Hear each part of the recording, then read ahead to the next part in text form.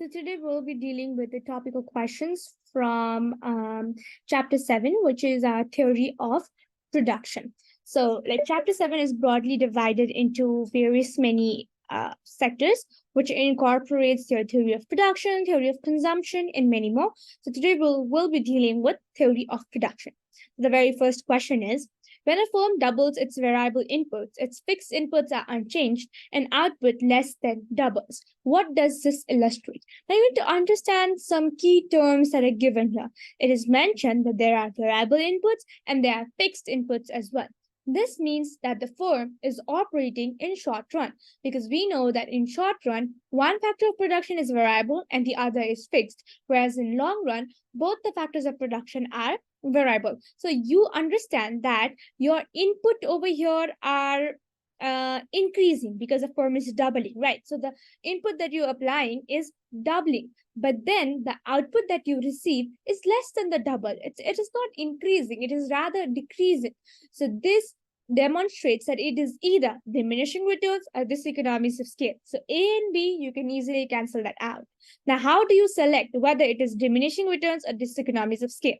Since we have discovered that this is short run, we know that in short run, it is diminishing returns, whereas in long run, it is diseconomies of scale. Always remember, both of these concepts gives the same concept, that is like when your input increases, the output decreases. Like when your input doubles, the output is less than doubles. Both has the same concept, but diminishing returns refers to short run. However, diseconomies of scale refers to your long run. Therefore, the correct answer to this will be option C, or diminishing returns. Now let's go towards the next question, which states, which diagram correctly shows the relationship between average product and the marginal product of labor given that quantities of factor inputs remain constant? Now, whenever there is any question that refers to you with the shape of graphs, you need to memorize, or you need to remember the shape of the graph. How is the shape of the graph like? So, if you've studied, you will easily recognize that the shape of the graph is either B or C. It is somewhat like this. Now, how do you recognize which is correct, B or C? For this, there is a key. That is, always remember that your marginal product or your marginal cost, or anything that is marginal, it increases and decreases at a faster rate than your average product. So if you can see in option number B, the marginal product increases at a faster rate than your average product and decreases at a faster rate than your average product. However, in option C, it's just the opposite. So whenever there is marginal, always remember that it increases and decreases at a faster rate than the average product. This will help you decipher the answer quickly.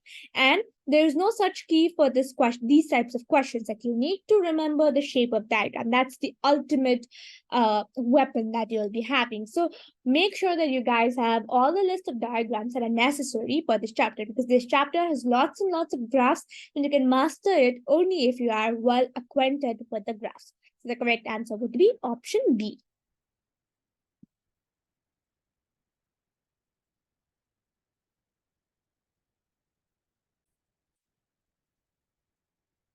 So let's move to the next question, which is the table below shows the relationship between total output and total cost of a firm given constant factor prices and fixed factor proportions. So before you solve this question, you need to understand one thing, that is, when your total cost increases at an increasing rate, total product increases at a decreasing rate, which implies that an additional input will yield lower output. So I'll explain you what this is. The cost that is given here, this is your total cost, because it says here that the below total output and total cost question says it is total cost, so this is total cost. Now, if you see this total cost 80, 180, 300, 440, 600, what do you see? You see that the total cost is increasing at an increasing rate. Do you understand this? Yes. So whenever your total cost is increasing at an increasing rate, always understand that the total product increases, but then at a decreasing rate. So you need to get this straight in your head. This is like a rule or a law, whatever you call it. right? And when a total product increases at a decreasing rate, you must have studied in your theory of production. This implies that whenever you add an additional output, the whatever you get, that will have a lower output. So like you double the input, you triple the input, but the output that is there, it decreases. It does not yield as much as your input is. So the correct answer for this would be decreasing returns throughout, because the firm experiences a decreasing returns throughout. So you don't need to go through each and every options over here are given for you, so that just you could be confused, right? So you should have a clear thought that it is decreasing returns throughout. Now you might be confused with option A, because option A also states decreasing returns for output between 100 and 300 and increasing returns for output larger than 300. Now what did it do is it basically divided your decreasing returns from 100 to 300 and increasing from 300 to 500. But then if you realize the total cost is increasing throughout, nowhere in the total cost it is decreasing. It is always increasing at an increasing rate. So it implies for throughout, for all the outputs, not only for 100 to 300 but for 100 to 500. So your option is option C. So just a second. Option C is your correct answer. All right, so you need to remember this. Remember whatever I've written here in red, which will assist you in solving these kinds of questions further.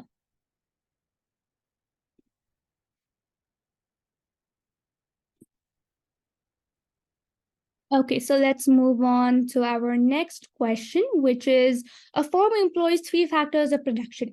The table shows the marginal product of these factors and the respective cost at the current level of output. So this is land, labor, capital. These are the marginal products, 1, 2, in 9. These are marginal cost per unit of factor, 4, 6, and 3. Which adjustment in factor use would be most likely to bring the firm nearer to least cost combination of inputs for its current output level? So this is a very interesting question. For this, we need to understand what does the marginal product represents, right? So marginal product, what does it mean? It means that the extra output that results from adding 1 unit of the input to the existing combination of productive factors. So let me repeat it once more. The marginal product of an input, let's say, for example, labor, is defined as the extra output that results from adding 1 unit of input. So whenever you add 1 unit of input, whatever the extra output that is generated to the existing combination of productive factors is known as the marginal product. So you've understood this, right? And marginal cost is the cost of hiring or employing or adding an extra unit of whatever, be it land, be it labor, be it capital, right? So now let's look at capital. The marginal cost of capital is the least, like amongst land, labor, and capital, the factor having the least amount of marginal cost is capital. This implies that if you add an additional capital, the cost that is used for the additional capital is just 3, whereas for labor it is 6 and land for it's 4. So even if you add up some more of these capital, 3 plus 3 would make 6. So like even if you would add 1 more, it would just be 6, which is equals to the marginal cost of labor, right? So even if you add more and more capital, nothing will happen. Like there'll be no much significant impact on your cost. So capital, you can obviously have it more. So we cross out the other two options. Now, you need to minimize something and you need to increase something, because you have to remember that for its current output level, right? It says for its current output level. Now, if you look, for labor, marginal product is 2, but the marginal cost is 6. Whereas for land, the marginal product is 1, which means that if you add an additional input, the output it yields is equivalent to 1 only. However, for labor, if you add one more input, the corresponding output is 2. And for capital, it's the most. Like if you add one more additional capital, the marginal product it yields, like the output is also 9, which is like quite a lot compared to others. And the cost is also less. Therefore, we increased capital, right? But then from land and labor, obviously you shouldn't be increasing more of land, because like just see the options for land, it is either less or more. If you use more and more of land, firstly though, you will not have enough output, because like if you add an additional input, the output that you have is only 1. So it's not a rational decision. Also, your cost per unit is also very high. So land, you would obviously want to have it less. So it's either A and B, and capital was either A and D. So D is cancelled out. So since it is capital, correct one is in A, and land correct one is in A. So the correct option is in A. So in this way, you can also come to conclusion about the answer. For these kind of tabular questions, it's not always necessary that you understand all of these 3 aspects. If you are able to like analyze and figure out the answer to 1 or 2, it becomes a lot more easier for you to figure out the correct answer, because elimination method works the best at these conditions.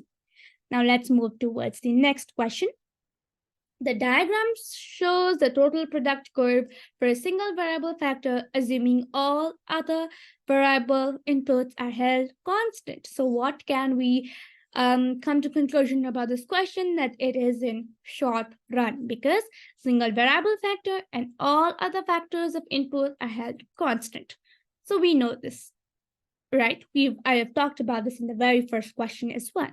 Now, in which order do the total product, average product, and marginal product begin to decrease as the input of the variable factor is increased? So you need to understand that marginal, anything marginal, it increases or decreases faster than all the other aspects. So obviously your A and B is not the correct answer. So it's because your first is not average product, it's marginal product. So it's either C or either D. Now, when you come to second, average product or total product. So this is very important to decipher here. Always remember that total product does not really increase and decrease at that fast rate. It is the average product that decreases and increases at comparatively faster rate than a total product. So the correct order would be option C.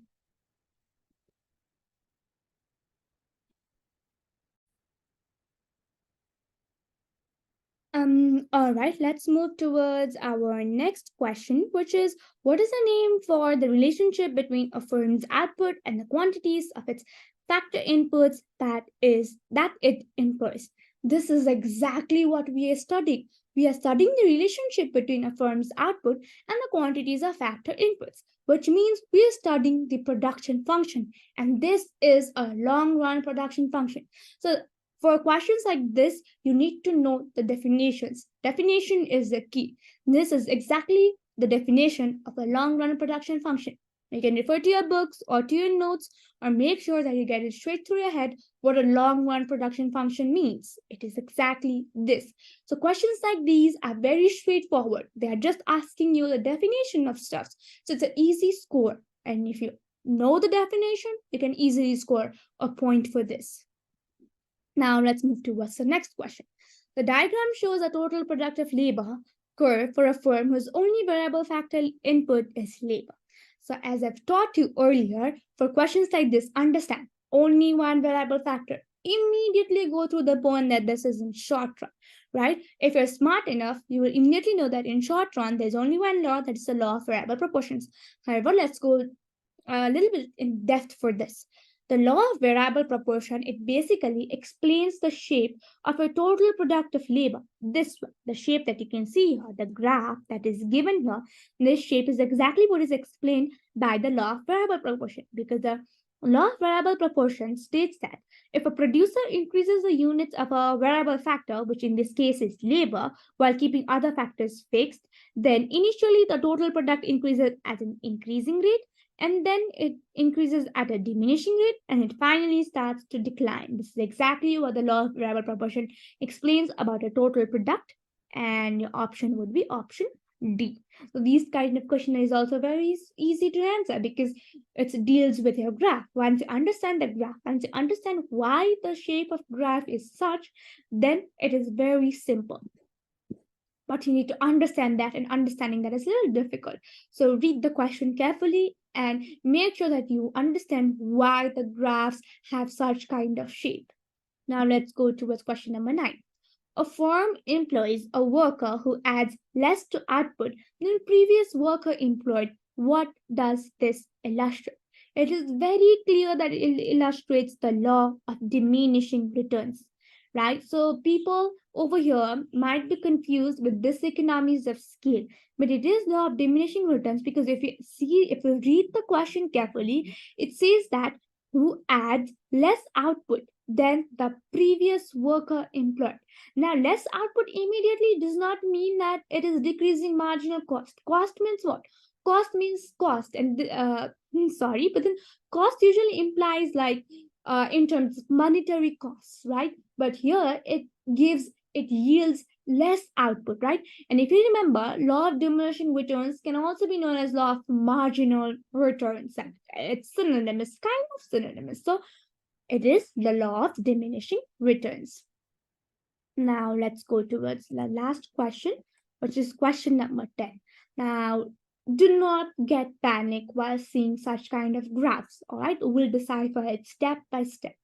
In the diagram, the heights of vertical broken lines show levels of output corresponding to different combinations of labor and capital. So labor is given, capital is given, and output is given. So what does the diagram show, right? Like, if you look at it carefully, if you just for now ignore output, just understand that on x-axis is your labor and y-axis is your capital, and there are different coordinates point given here, right? And now this vertical line, it illustrates the output. So suppose if your labor is here, just look at this blue line, right? And if your capital is this one, right? So here, what are the output lines? One is this one, the other one is this one at this coordinate. So which you can measure from here. What you can measure? You can measure the output through the heights. This is the main purpose, right?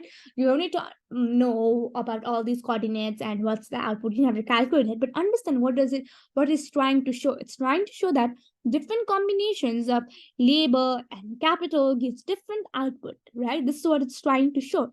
And this is a long run production function. It's just that you need to understand how do you see a graph. Like we've dealt with this question earlier. Definition 1, you remember about which the relationship between input and your output. What shows that? A long run production function. It's the same thing. Labor and capital is an input, but it is given in quite a twisted way. But just understand it in a very simple way that both of those questions are same. It asks you the same relationship, just that one is in diagrammatic form, another was in simple definition form. So I hope that this topical paper helped you a lot.